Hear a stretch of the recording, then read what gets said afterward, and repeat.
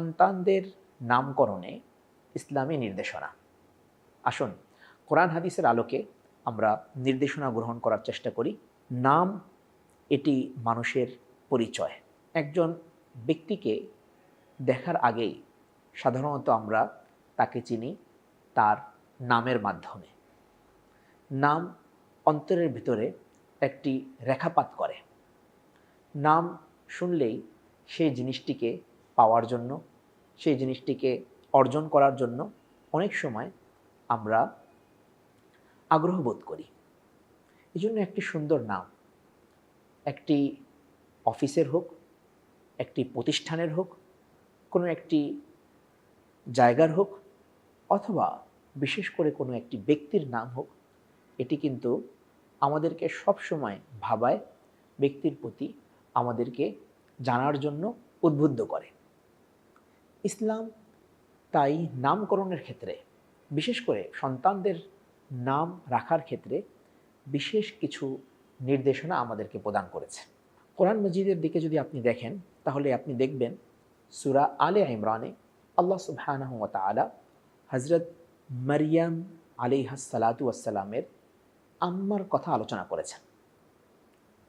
বলেছেন, ওয়া ইন্নী সাম্মাইতুহা মারইয়াম ওয়া ইন্নী উঈদুহা বিকা ওয়া যুররিয়াতাহা মিনাশ শাইতানির রাজীম।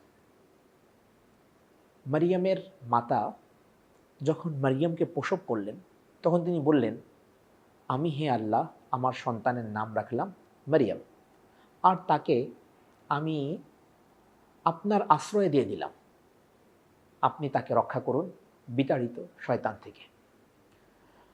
কোরআন মাজিদে আমরা আরেকটি নামের বিবরণ পাই, সেটি হলো ইয়াহইয়া। সূরা মারইয়ামের মধ্যে আল্লাহ সুবহানাহু ওয়া তাআলা হযরত জাকারিয়া আলাইহিস সালাতু ওয়াস সালামের সন্তানের কথা আলোচনা করতে গিয়ে বলেছেন যে আমি জাকারিয়ার সন্তানের নাম ইয়াহইয়া রেখেছি। এটি এমন একটি নাম যে এর আগে এই নামে আর কোনো ব্যক্তি ছিল না। তাহলে এখান থেকে আমাদের সমাজের মধ্যে আনকমন নাম পাওয়ার যে একটি প্রবণতা, সেটির প্রতি একটু হলেও সাপোর্ট পাওয়া যায়, এটা আমরা বলতে পারি।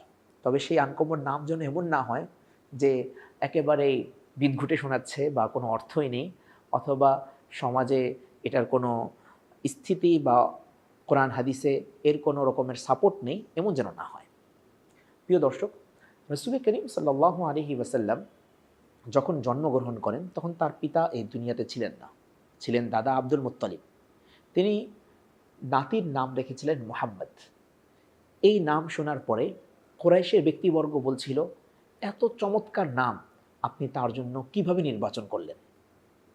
অন্যদিকে মুহাম্মদ সাল্লাল্লাহু আলাইহি ওয়াসাল্লাম যখন মায়ের পেটে ছিলেন, মা আমিনাকে স্বপ্নে জানানো হয়েছিল ফেরেশতা কর্তৃক যে তোমার সন্তান যখন জন্মগ্রহণ করবে তখন তুমি তোমার সন্তানের নাম রাখবে আহমদ। তো প্রিয় নবী হযরত মুহাম্মদুর রাসূলুল্লাহ সাল্লাল্লাহু আলাইহি ওয়াসাল্লামের দুটি নাম, আহমদও তার নাম, মুহাম্মদও তার নাম। আল্লাহ রাসূল সাল্লাল্লাহু আলাইহি ওয়াসাল্লাম উম্মতকেও নামের ব্যাপারে পরিষ্কার কিছু নির্দেশনা দিয়েছেন। বলেছেন, আল্লাহ তাআলার কাছে সবচাইতে প্রিয় নাম হলো সেগুলি যেগুলোর সাথে ব্যক্তিটি যে আল্লাহর বান্দা সেটি স্পষ্ট রূপে ফুটে উঠবে। অর্থাৎ আব্দুল্লাহ, আব্দুল আহাদ, আব্দুল সামাদ, আব্দুল গফফার, আব্দুল কাহার, মানে আল্লাহ তাআলার গুণবাচক নামের সাথে যুক্ত করে বা আল্লাহ তাআলার নামের সাথে যুক্ত করে আল্লাহ তাআলার দাস, গফফারের দাস, রহমানের বান্দা, এইভাবে কোনো নাম রাখা সেটা আল্লাহ তাআলার কাছে সবচেয়ে প্রিয়। এর পরবর্তী পর্যায়ে রয়েছে আম্বিয়া আলাইহিমুস সালাতু ওয়াস সালামের নাম।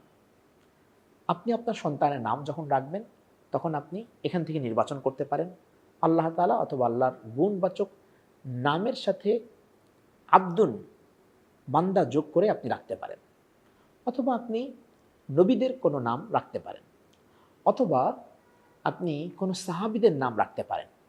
কারণ সাহাবীদের প্রতিটি নামই রাসূলুল্লাহ সাল্লাল্লাহু আলাইহি ওয়াসাল্লাম কর্তৃক ভেরিফাইড।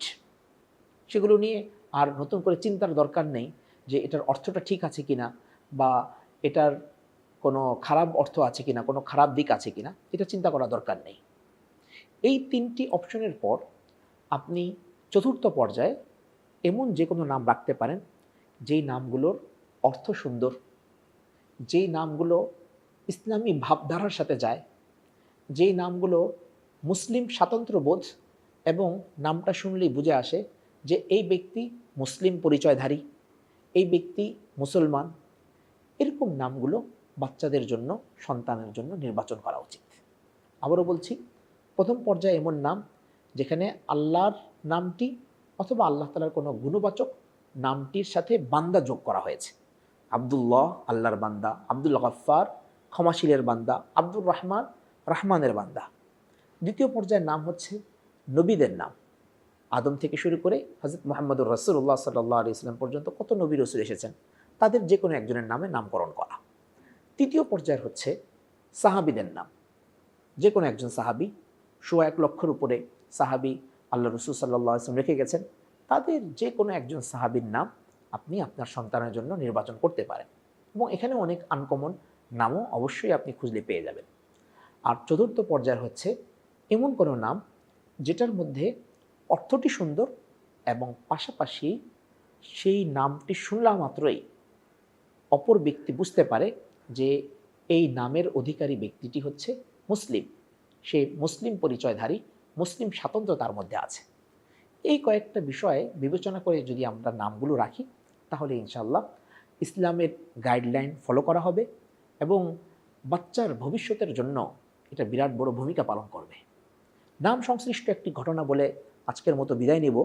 সেই ঘটনাটি হচ্ছে, এক সাহাবীর নাম ছিল হুজন। হুজন শব্দের অর্থ হলো দুঃখ। রাসূলুল্লাহ সাল্লাল্লাহু আলাইহি ওয়াসাল্লাম তাকে নামটি পরিবর্তন করতে বললেন যে এই নামটি তুমি চেঞ্জ করো।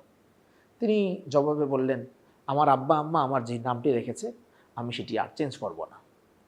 এই হুজন তার নাতি হচ্ছেন সাঈদ ইবনুল মুসাইয়্যিব, অর্থাৎ তাবিঈ ছিলেন তিনি বলেছেন, আমার দাদা আল্লাহ রসুল সাল্লাল্লাহু আলাইহি ওয়াসাল্লামের প্রস্তাবকে গ্রহণ না করার কারণে অবস্থা এই দাঁড়িয়েছে যে আমাদের বংশে সবসময় দুঃখ লেগেই থাকে, সবসময় কষ্ট লেগেই থাকে, কোনো সময় এই কষ্ট আর যায় না। সুপ্রিয় দর্শক, এজন্য নাম রাখার ক্ষেত্রে খুব বেশি বিবেচনা করে, পরামর্শ করে, ঘাটাঘাটি করে আমার সন্তানের নাম নির্বাচনের জন্য আমরা প্রস্তুত থাকব।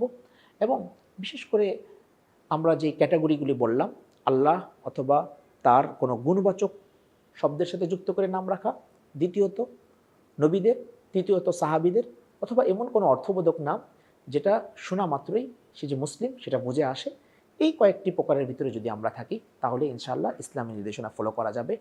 আল্লাহ তাআলা আমাদেরকে সেই তৌফিক দান করুন। আমিন ওয়া আখিরু দাওয়ানা আনিল হামদুলিল্লাহি রাব্বিল আলামিন।